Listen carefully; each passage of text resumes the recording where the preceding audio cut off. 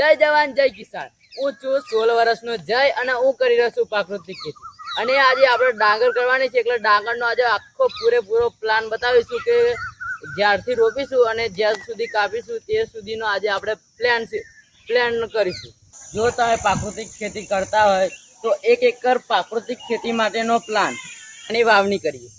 જૂન અને સપ્ટેમ્બરના ગાળામાં કપાસ, મગફળી અને ડાંગરનો પાક થાય છે। અને તમારા વિસ્તારમાં બીજો કઈ પાક થતો હોય જેમ કે શાકભાજીમાં ભીંડા, ટામેટા, મરચાં થતા હોય, તમે મિક્સ પાક કરી શકો છો। અને આટલો સમયગાળામાં આ ડાંગર, કપાસ, મગફળી, તુવેર આ પાક થઈ શકે છે। આપણે પાક તો કરી દીધો, પણ પાકમાં શું શું આપવું?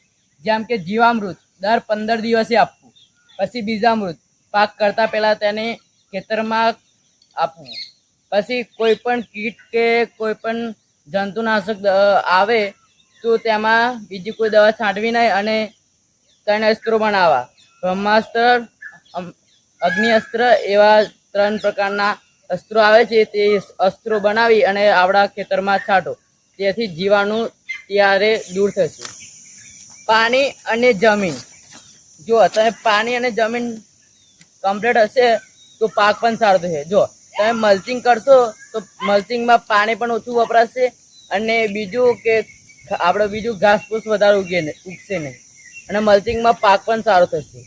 અને બીજું રાસાયણિક ખાતર એકદમ બંધ કરી દેવું, કોઈ પણ પ્રકારનું રાસાયણિક ખાતર આપવું નહીં। અને તમારે ખાતરની જરૂર પડે તો જીવામૃત અને અમૃત માટી એવું બનાવીને તે તમે ખેતરમાં આપી શકો। મુખ્ય કામ, જો આપણે જૂનમાં ડાંગરની વાવણી કરીશું, મીન્સ દરું નાખીશું જુલાઈ અને ઓક્ટોબરમાં આપણે જુલાઈમાં આપણે ડાંગરને રોપીશું।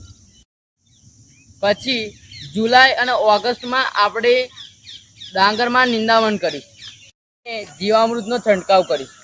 અને હવે આવી ગયો છે ઓક્ટોબર, એટલે આપણે ઓક્ટોબરમાં આપણા પાક ડાંગરને આપણે હાર્વેસ્ટ કરીશું, મીન્સ કાપણી કરીશું। આપણે પ્રાકૃતિક ખેતી કરીશું એટલે ખર્ચ ઓછો થશે, પછી આપણી જમીન સુધરશે અને લાંબા ગાળે આપણી જમીન પણ બચશે અને લાંબા ગાળે ખર્ચ